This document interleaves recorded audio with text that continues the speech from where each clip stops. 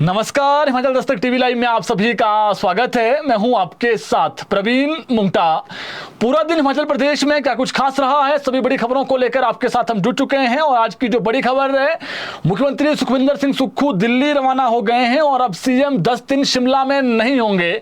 लेकिन दिल्ली रवाना होने से पहले सीएम सुखविंदर सिंह सुक्खू ने शिमला में सुबह सवेरे एक बड़ी बैठक की और वर्चुअली माध्यम से जो डीसीज हैं और जो जिला के एसपीज हैं उनसे जो प्रदेश में बीते 48 घंटे से लगातार बारिश हो रही थी उसमें जो नुकसान हुआ है उसकी जो समीक्षा बैठक है वो सीएम ने शिमला से की है। और कई महत्वपूर्ण जो कह सकते हैं आप दिशा निर्देश है वो सीएम ने दिए हैं। इसके अलावा आपको बताएंगे आज जो कंप्यूटर टीचर्स हैं स्कूलों में उनको लेकर के अच्छी खबर है। और बीते कल एक समीक्षा बैठक हुई थी देर रात तक शिक्षा विभाग की, उसमें क्या बड़े फैसले हुए हैं आपको वो बताएंगे। और भी कई महत्वपूर्ण खबरें हैं। चलिए शुरुआत करते हैं पहली बड़ी खबर के साथ। आपको बता दें, शिमला समेत प्रदेश के कई जिलों में बीते 48 घंटे से जो बारिश हुई उससे प्रदेश में भारी बारिश से हुए नुकसान को लेकर आज सीएम ने राज्य सचिवालय में समीक्षा बैठक की है। उन्होंने प्राकृतिक आपदा से हुए जानमाल की क्षति पर गहरी चिंता व्यक्त की और जो संबंधित अधिकारी हैं उनको जो लोग प्रभावित हुए हैं उनको सुरक्षित स्थानों पर पहुंचाने के निर्देश दिए और हर संभव जो मदद है वो करने को कहा। सीएम ने जो है वो ये जानकारी भी दी कि 24 घंटे में प्रदेश में 5 लोगों ने अपनी जान गंवाई है, जिनमें 3 लोग जिला मंडी के निहारी का जो गांव है ब्रागता वहां से संबंध रखते हैं और दो जो लोग हैं वो मोहाल सुमा क्षेत्र के हैं, पंडो क्षेत्र के, मंडी जिला के ही हैं। 2 लोग अभी भी लापता है। मुख्यमंत्री ने कहा कि सितंबर माह में राज्य में सामान्य से 136% अधिक बारिश, जबकि पूरे मानसून सीजन में अभी तक 45% अधिक बारिश दर्ज की गई है।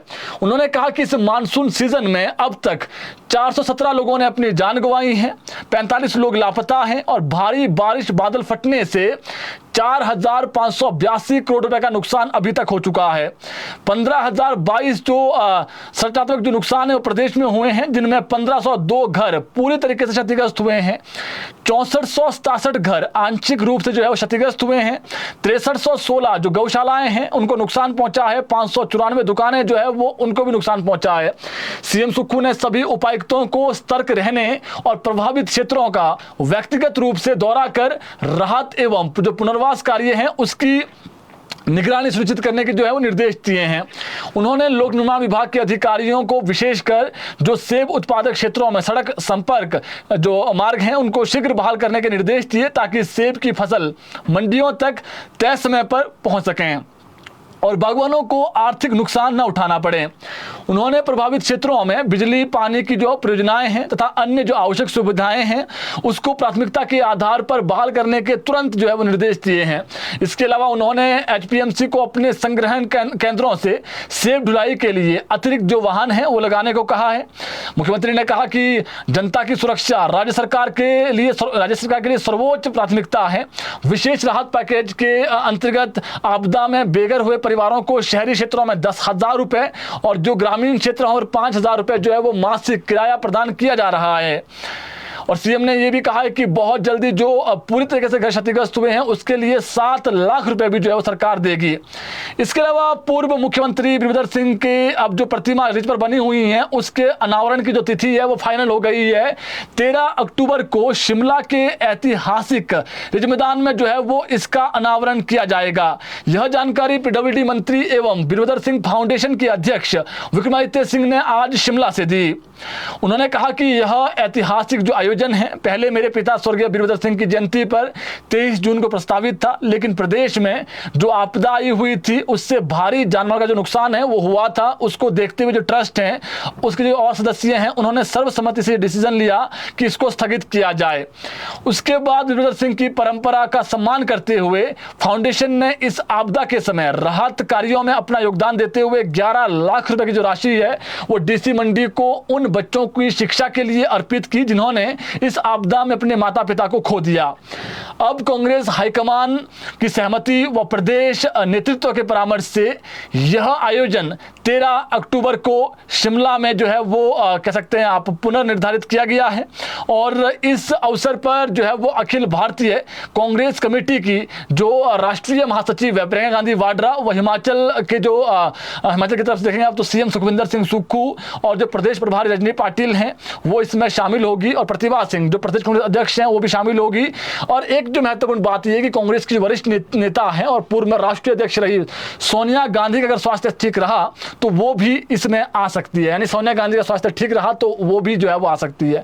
पहले भी एक बताया गया था कि अगर उनका स्वास्थ्य जो विक्रमादित्य सिंह ने कहा था कि इसमें जो है वो इच्छा जताई है सोनिया गांधी ने आने की, और जिसके कारण जो इसको आगे किया गया था, हालांकि बीच में फिर आपदा भी आ गई, तो अब अगर स्वास्थ्य सही रहता है तो सोनिया गांधी भी शिमला आ सकती है जी।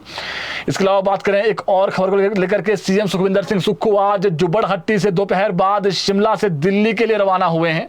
जानकारी के अनुसार केंद्रीय मंत्री से मुलाकात कर सकते हैं आज शाम को, और सीएम फिर वहां से जो है वो जानकारी के अनुसार लंदन जाएंगे, फिर उसके बाद जो है वो उनके 28 तारीख को शिमला वापसी पहुंचने का कार्यक्रम है। तो यही जो है वो सीएम के टूर प्लान को लेकर के हैं जी। सीएम अगले 10 दिन तक यहां पर नहीं होंगे।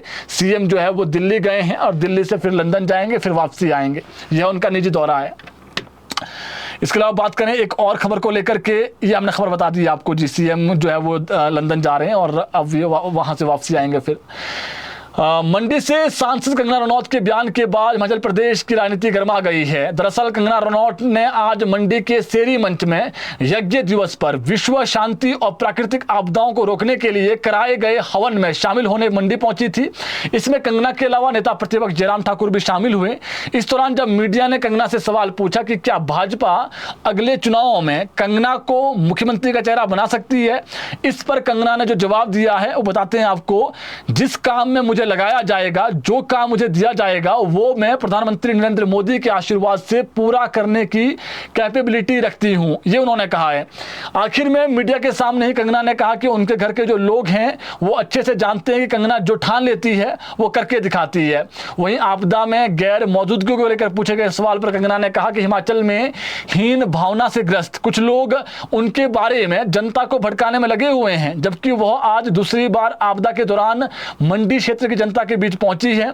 इस मौके पर सांसद कंगना रनौत ने पीएम मोदी के ओर से किए गए कार्यों की भी जमकर सराहना की और कहा कि मोदी है तो मुमकिन है। उन्होंने इस अवसर पर केंद्र सरकार की योजना एक पेड़ मां के नाम लगाने की अपनी संसदीय क्षेत्र की जो जनता है उनसे आह्वान किया। वहीं कंगना ने कहा कि सुक्खू सरकार को उनकी सहूलियत के हिसाब से केंद्र को पैसा नहीं जो है वो केंद्र पैसा नहीं देगा। केंद्र में 2014 से जो पहले की सरकारें थी उन्होंने हिमाचल को नजरअंदाज किया, जबकि पीएम मोदी ने अब तक विभिन्न किस्तों से 10,000 करोड़ वो दे चुके हैं। प्रदेश सरकार को तो उनका थैंक्स करना चाहिए, न कि बेफालतू की जो टिप्पणियां हैं वो करनी चाहिए। वहीं उन्होंने कहा कि पीएम मोदी अभी और भी मदद करेंगे। इसके अलावा प्रदेश में लंबे समय से नौकरी का इंतजार कर रहे कोरोना मुल्कों का सब्र का बांध टूट गया है। अब दिन प्रतिदिन जो है वो टूटता जा रहा है सब्र का बांध उनका। और प्रदेश सरकार ने अगस्त महीने में हुई कोरोना मुल्क मुद्दे पर कैबिनेट मीटिंग में आय सीमा को 2.5 लाख से 3 लाख रुपए कर दिया था, बढ़ाने की जो फैसला वो लिया था। परंतु जो अन्य अड़ंगे हैं वो अभी तक कोई स्थिति स्पष्ट नहीं हो पाई है। कोरोना मुल्क संघ के जो प्रदेश अध्यक्ष अजय कुमार, उन्होंने कहा कि सरकार ने आय सीमा जो बढ़ाई है, समस्त कोरोना मुल्क संघ उसका धन्यवाद करता है और इसी के साथ आग्रह भी करता है कि जो आय सीमा है इसके अलावा जो और भी अड़ंगे हैं और जो खामियां हैं वो पॉलिसी में, उन खामियों को दूर करके जल्द से जल्द जो है वो नोटिफिकेशन जारी करें। कोरोना मुल्क संघ हिमाचल प्रदेश के प्रदेश अध्यक्ष जो है वो उनका ये कहना है कि 3500 जो कोरोना मुल्क मामले हैं उनमें विभिन्न विभाग, बोर्ड, निगम और जो यूनिवर्सिटीज़ में पेंडिंग पड़े हुए हैं, जो लंबे समय से कोरोना मुल्क नौकरी का इंतजार कर रहे हैं। और सरकार द्वारा अगर आय सीमा 3 लाख फ्लैट का नोटिफिकेशन हो जाता है और रिजेक्टेड जो केस हैं उनको कंसिडर किया जाता है जो अभी 3 लाख के दायरे में आ रहे हैं, तो ऐसे कम से कम 250 परिवार हैं जिनको राहत मिलेगी। आज से प्रदेश भर के जो कोरोना मुल्क आश्रित हैं वो स्पीड पोस्ट अभियान चलाकर अपनी आवाज सरकार तक पहुंचाएंगे और सरकार से यह भी आग्रह करेंगे कि कोरोना मुल्क संघ की इन मांगों पर मुहर लगाकर जल्द जो नोटिफिकेशन है वो जारी की जाए। अब बात करते हैं शिक्षा विभाग की बड़ी खबरों को लेकर के। 119 टीजीटी को लेक्चरर जो प्रमोट हुए हैं, जिन्होंने प्रमोशन के बाद ज्वाइनिंग नहीं की है, उनको अल्टीमेटम दिया है सरकार ने कि वो अगले 1 हफ्ते के भीतर ज्वाइन करें, वरना उनको फॉरगो कर दिया जाएगा। तो ऐसे में जो है जी वो ज्वाइन कर दें। इसके अलावा जो निदेशालय हैं वहाँ से आदेश आज जारी हो गए हैं इसको लेकर के। हिमाचल में अब जो साइंस स्ट्रीम के जो लेक्चरर्स हैं उनका भी युक्तिकरण होगा। 817 स्कूलों में अभी हिमाचल में साइंस स्ट्रीम चल रही है, और साइंस स्ट्रीम के जो जहाँ पर स्ट्रेंथ अधिक है और जहाँ पर जो है वो स्ट्रेंथ अधिक है, वहाँ पर जो है वो जो युक्तिकरण के शिक्षक, जब युक्तिकरण हो जाएगा वहाँ से जो शिक्षकों को भेजा जाएगा। जहाँ पर टीचर्स हैं, बच्चे नहीं हैं, उनका फिर युक्तिकरण होगा, उनको फिर ऐसे स्कूलों में भेजा जाएगा जहाँ पर बच्चे कम हैं। तो इसका प्रपोजल बनाने को कह दिया गया है जी। और इसके अलावा जो बड़ी खबर है वो ये है कि जो डिप्टी डायरेक्टर्स हैं वो खुद अब स्कूलों में जाएंगे और महीने में 2 स्कूलों का औचक जो निरीक्षण है वो करेंगे, और बच्चों का जो लेवल है वो कैसा, वहाँ पर बच्चे लर्निंग स्किल्स कैसी है उनकी वो खुद देखेंगे। उसके बाद फिर वो यहाँ पर आकर के जो मीटिंग होगी, समीक्षा बैठक होगी, उसमें बताएंगे। इसके अलावा बड़ी खबर ये है कि जो सीबीएसई के जी चेयरमैन हैं बोर्ड के, उनको लेकर के जो है वो जो बड़ी खबर हमारे पास है वो ये हिमाचल प्रदेश में जो 100 स्कूल हैं उनको एफिलिएशन मिलनी है सीबीएसई स्कूलों की। तो इसको लेकर के 2 दिन पहले जो है प्रस्ताव भेज दिया गया है, लेकिन दिक्कत ये आ रही है कि जो ऑनलाइन पोर्टल है ये 20 अगस्त को बंद हो गया था। अब उसे खोलने का आग्रह किया है प्रदेश सरकार ने, और प्रदेश सरकार ये भी कह रही है कि जिस प्रकार से लेह लद्दाख हैं वहाँ पर सरकारी स्कूलों को जो है वो सीबीएसई में तब्दील किया गया है। इसके अलावा अरुणाचल प्रदेश है, त्रिपुरा है, जहाँ पर पहले ही जो है वो ये जो सरकारी स्कूल है वहाँ पर सीबीएसई की पढ़ाई हो रही है। तो प्रदेश सरकार ने ये कोशिश की है कि अब जो 100 स्कूल है, कम से कम जो 100 स्कूल है, चाहे वो पीएम श्री स्कूल हो, एक्सीलेंस स्कूल हो, जहां पर अच्छी स्ट्रेंथ है, 800, 400, 500, 600 बच्चा, यानी 400 से ऊपर अधिक बच्चा है, उन स्कूलों को 100 स्कूलों को सीबीएसई में तब्दील किया जा रहा है। तो उसको लेकर के एक जो चेयरमैन है उसको लेटर लिख दिया गया है, जो सीबीएसई के चेयरमैन उनको लेटर लिखा गया है, और उनसे ये कहा गया है कि जो पोर्टल है उनको आप खोल दें और जो 100 स्कूल है उसमें एफिलिएशन दी जाए, ताकि हम जो है वो सरकारी स्कूलों में भी अच्छी जो शिक्षा है, गुणात्मक शिक्षा है, वो दे सकें सीबीएसई वाली। तो ये जो लेटर लिखा है इसका रिप्लाई जब आएगा बता देंगे। फिलहाल अभी लेटर लिख दिया गया है, और इसमें चीज़ यही है कि जो साइट है वो बंद पड़ी हुई है पिछले महीने से। इसके अलावा एक हाईकोर्ट से बहुत अच्छी खबर है जी। हाईकोर्ट ने प्रदेश के स्कूलों में आउटसोर्स आधार पर नियुक्त हजारों कंप्यूटर अध्यापकों को बड़ी राहत देते हुए उन्हें नियमित करने के आदेश दिए हैं। न्यायाधीश सत्येन वैद्य ने मनोज कुमार शर्मा व अन्य द्वारा दायर याचिका को स्वीकार करते हुए सरकार को आदेश दिए हैं कि वह याचिकाकर्ताओं को कम से कम 2016 से नियमित करें, जब से उन्होंने याचिका दायर की है। कोर्ट ने कहा है कि याचिकाकर्ता जो है वो लंबे समय से अपने अधिकारों की लड़ाई लड़ रहे हैं। कोर्ट ने राज्य सरकार के अजीबोगरीब तथ्यों को नकारते हुए कहा कि राज्य सरकार की निष्क्रियता के कारण अदालत को रिट क्षेत्राधिकार का जो प्रयोग है वो करना आवश्यक है। कोर्ट ने मामले से जुड़े तथ्यों और परिस्थितियों को ध्यान में रखते हुए याचिका को स्वीकार करते हुए जो है वो ये फैसला सुनाया है। कोर्ट ने शिक्षा विभाग को 12 सप्ताह के भीतर संपूर्ण जो कार्रवाई है उसको पूरा करके तत्काल याचिका दायर करने की तारीख से कम पीएटी, जीवीयू और जो पीटीए श्रेणियों के साथ याचिकाकर्ताओं की जो सेवाएं हैं उसको नियमित करने के जो ऑर्डर्स हैं वो जारी किए हैं। तो कंप्यूटर शिक्षकों को आज राहत भरी खबर है हाईकोर्ट से।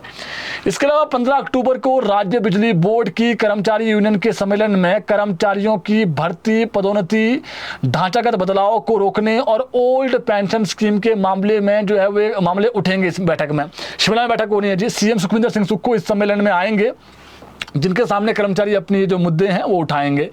इन कर्मचारियों को सरकार से खासी उम्मीदें हैं और इस सम्मेलन में सीएम उनके लिए कई बड़ी घोषणाएं भी कर सकते हैं। मुख्यमंत्री ने बिजली कर्मचारियों के साथ पिछले दिनों से चल रहा टकराव खत्म किया है और इस टकराव को खत्म करने के बाद अब सीएम कर्मचारियों के बीच में होंगे। आपको बता दें कि बिजली बोर्ड कर्मचारी यूनियन के सभी जिलों के जो प्रतिनिधि हैं वो इस सम्मेलन में पहुंचते हैं और उससे जो अंदाजा है वो लग जाएगा कि कितनी जो है वो इनकी यूनियन कितनी प्रभावशाली है। और यूनियन का यह बड़ा जो सम्मेलन है वो होता है और इसमें जो यूनियन है वो अपनी स्ट्रेंथ भी दिखाती है और जो मुद्दे हैं उनके यूनियन से जुड़े मुद्दे हैं उसको सीएम के समक्ष रखते हैं। तो सीएम जाएंगे इस बैठक में जी। और बड़ा मुद्दा है ओपीएस, कि जब आपने सब कर्मचारी को ओपीएस दे दी है तो फिर जो बिजली बोर्ड के कर्मचारी है उनको भी दे दिया जाए।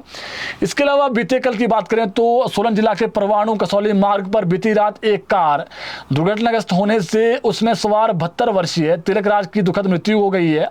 और तिलक राज परवाणु से से कसौली की ओर जा रहे थे। इस दौरान खराब मौसम और घनी धुंध के कारण जो है वो विजिबिलिटी कम हो गई। इसी वजह से जो है वो कार अनियंत्रित होकर 150 फुट गहरी खाई में जा गिरी, जिससे दुखद मौत हुई है।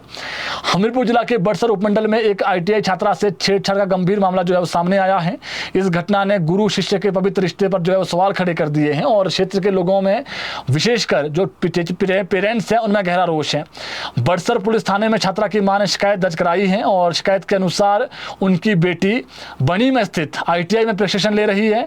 हाल ही में छात्रा ने अपने परिवार को बताया कि संस्थान में काम करने वाले एक शिक्षक ने उसके साथ अश्लील हरकतें की है।